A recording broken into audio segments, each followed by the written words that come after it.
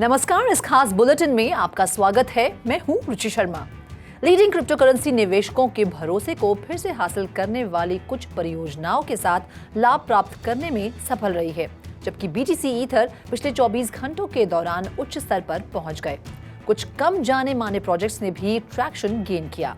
FTX असफलता के result में बहुत नुकसान उठाने के बाद सालाना दिलचस्प रूप से डबल डिजिट में ब्रेक होने के लिए तैयार है। इन्वेस्टर्स द्वारा TWT, D2T, FGHT और डोजकॉइन में खरीदी में वृद्धि हुई है।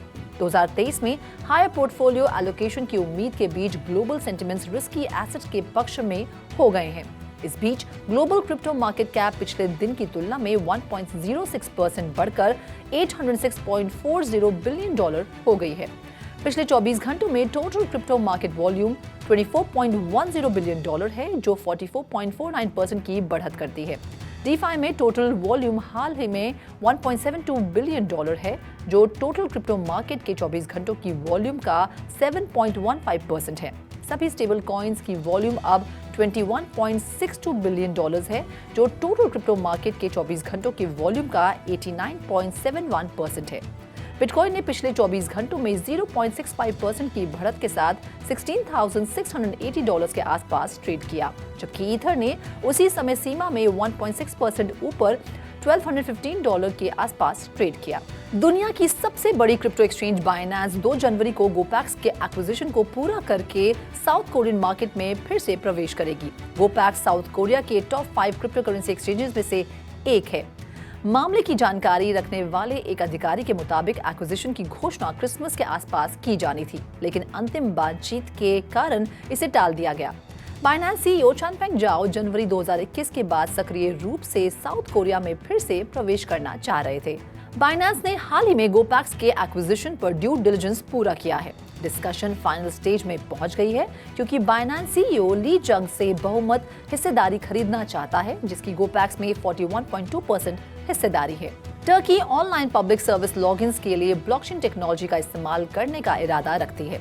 टर्किश गवर्नमेंट का डिजिटल गवर्नमेंट पोर्टल ई-डेवलेट लॉगिन के दौरान टर्किश सिटीजन को वेरीफाई करने के लिए ब्लॉकचेन बेस्ड डिजिटल आइडेंटिटी का इस्तेमाल करेगा।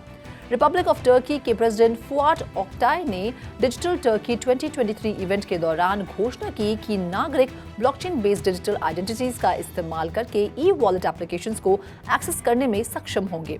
ओक्टाई ने ब्लॉकचेन बेस्ड एप्लीकेशन को ई-गवर्नमेंट एफर्ट्स के लिए एक रेवोल्यूशन के रूप में डिस्क्राइब किया, ये कहते हुए कि ब्लॉकचेन ऑनलाइन सर्विसेज को ज्यादा सिक्योर और एक्सेसिबल बना देगी।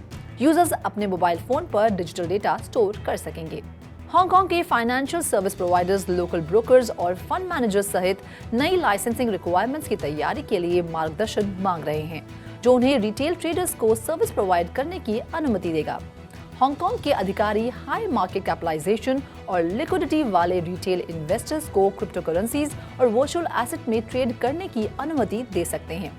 नेसेंट एसेट क्लास में ट्रेडिंग वर्तमान में कम से कम $1 मिलियन बैंकेबल एसेट्स वाले प्रोफेशनल इन्वेस्टर्स तक सीमित है। India win sports private limited ने अपने मौजूदा IP से प्राप्त NFTs के रूप में स्पेसिफिक लाइसेंस डिजिटल कलेक्टिबल्स के डेवलपमेंट और मोनेटाइजेशन से रिलेटेड सर्विसेज के प्रोविजन के लिए रिक्वेस्ट फॉर प्रपोजल जारी किया है। ISPL अपनी मौजूदा इंटेलेक्चुअल प्रॉपर्टीज के आधार पर NFTs को डेवलप करने और लॉन्च करने और मुंबई इंडियंस के ग्लोबल ब्रांड वैल्यू का लाभ उठाने के लिए ग्लोबल और इंडियन एंटिटी से प्रस्ताव मांग रही है। ISPL मुंबई इंडियंस फ्रेंचाइज का मालिक है, जिसने 5 IPL टाइटल्स जीते हैं और ओबल ब्रांड वैल्यूएशन एजेंसीज द्वारा सबसे वैल्यूएबल फ्रेंचाइज के रूप में दर्जा हासिल किया है। RFP में RFP प्रोसेस को नियंत्रित करने वाले विस्तृत नियम और शर्तें शामिल हैं, जिसमें eligible requirements, bid submission process rights और ऑब्लिगेशंस आदि शामिल है। ये 1 लाख रुपए के नॉन फंडेबल फी और किसी भी एप्लीकेबल गुड्स और सर्विस टैक्स के पेमेंट पर अवेलेबल कराया जाएगा। RFP डॉक्यूमेंट्स प्राप्त करने की प्रोसेस इस नोटिस के एनेक्चर A में विस्तृत है। RFP 17 जनवरी 2023 तक खरीद के लिए अवेलेबल होगा। Global metaverse company trace network labs ने जाने माने फैशन ब्रांड बेवर्ली हिल्स पोलो क्लब के साथ हाथ मिलाकर पेरिस मेटावर्स में एक virtual store Meta store launch किया है, जहां बड़ी अवतार्स BHPC के कपड़े खरीदे जा सकते हैं और घर पर डिलीवर कर सकते हैं। नया store life like shopping, entertainment और कॉमर्स एक्सपीरियंसेस को मेटावर्स में लाने के ट्रेस नेटवर्क लैब्स के गोल में एक महत्वपूर्ण कदम है। लिंक्डइन के एक पोस्ट के अनुसार ट्रेस नेटवर्क लैब्स पर BHPC की क्लोथिंग कलेक्शन 2023 की पहली तिमाही में अवेलेबल होने की संभावना है। रिपोर्ट्स के अनुसार फाइनेंशियल मार्केट कमेटी के चेयरमैन अनातोली अक्साकव के नेतृत्व में डेप्यूटीज के एक ग्रुप ने रशिया के मॉनेटरी अथॉरिटी द्वारा जारी digital rouble central bank digital currency के जारी करने और इस्तेमाल करने पर एक बिल स्टेट डूमा में प्रस्तुत किया है। विशेष रूप से रशियन फेडरेशन ने डिजिटल रबल्स को फेडरेशन की ऑफिशियल करेंसी के रूप में नामित किया है और एसेट को देश की फाइनेंशियल सिस्टम में शामिल करने के लिए कदम उठाए हैं। अक्साकव ने आश्वासन दिया कि बिल का गोल क्विक, कन्वीनियंट और कॉस्ट इफेक्टिव मनी ट्रांसफर्स करना है। डॉक्यूमेंट के एक्सप्लेनेटरी नोट में विशेष रूप से कहा गया है कि बिल का गोल सिटीजन्स, बिजनेसेस और स्टेट द्वारा डिजिटल टेक्नोलॉजीज के इस्तेमाल को एक्सपैंड करके पेमेंट इंफ्रास्ट्रक्चर को एक्सपैंड करना है। डिजिटल रबल्स ट्रांसफर के दृष्टिकोण के लेजिस्लेटिव कंसोलिडेशन के जरिए कॉस्ट को कम करते हुए पेमेंट्स की अवेलेबिलिटी, स्पीड, कन्वीनियंस और सिक्योरिटी में वृद्धि करना है। रशिया के सबसे बड़े बैंक स्पर बैंक ने हाल ही में अपने खुद के ब्लॉकचेन पर gold back digital assets launch करने की घोषणा की है। हाल ही में ऑन डिजिटल फाइनेंशियल एसेट्स नाम के रशियन लॉ ने कंपनियों को गोल्ड जैसे अलग अलग फाइनेंशियल एसेट्स को टोकनाइज करने में सक्षम बनाया है। स्पर बैंक ने अनिवार्य रूप से गोल्ड के लिए एक नया डिजिटल फॉर्मेट बनाया है जो अब ब्लॉकचेन पर मौजूद है और इसे यूजर्स द्वारा खुद होल्ड किया जा सकता है। ये बड़ी संख्या में नए इन्वेस्टर्स और इंस्टीट्यूशंस को विशेष रूप से फिएट करेंसी इन्फ्लेशन के बारे में व्यापक चिंता को देखते हुए आकर्षित करने की उम्मीद है। क्रिप्टो एक्सचेंज जेमिनाई के को-फाउंडर ने डिजिटल करेंसी ग्रुप CEO बैरी सिल्बर्ट पर बैड फेथ स्टॉल टैक्टिक्स का आरोप लगाया है। कैमरन विंकलवॉस ने ट्विटर पर पोस्ट किए गए एक ओपन लेटर में सिल्बर्ट की आलोचना की है, जिसमें crypto broker genesis global capital और इसकी पेरेंट कंपनी DCG पर जेमिनाई के क्लाइंट्स का $900 मिलियन का बकाया है। लेटर के अनुसार जेमिनाई ने रीपेमेंट एग्रीमेंट के बारे में जवाब के लिए कथित तौर पर 6 हफ्तों तक इंतजार किया।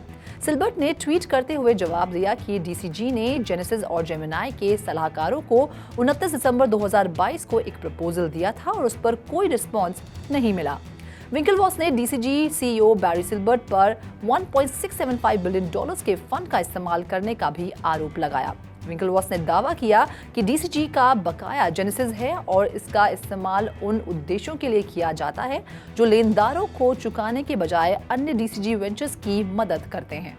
जापानीज फर्म और फाइनल फैंटेसी और ड्रैगन क्वेस्ट जैसी मेजर फ्रेंचाइजेस के निर्माता स्क्वायर एनिक्स ने पिछले कुछ वर्षों में धीरे धीरे Web3 स्पेस में अपने निवेश और मौजूदगी में वृद्धि की है और प्रेसिडेंट योसुके मैत्सुदा के 2023 के एनुअल न्यू ईयर के लेटर में उन्होंने समझाया है कि स्क्वायर एनिक्स अपने न्यू बिजनेस डेवलपमेंट एफर्ट्स के बीच ब्लॉकचेन पावर्ड गेमिंग पर सबसे ज्यादा केंद्रित है।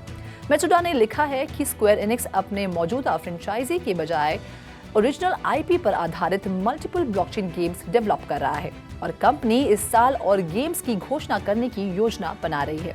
फर्म अभी भी ब्लॉकचेन में निवेश के अवसरों पर विचार कर रही है। इस खास बुलेटिन में फिलहाल इतना ही। आप देखते रहिए 3.0 TV।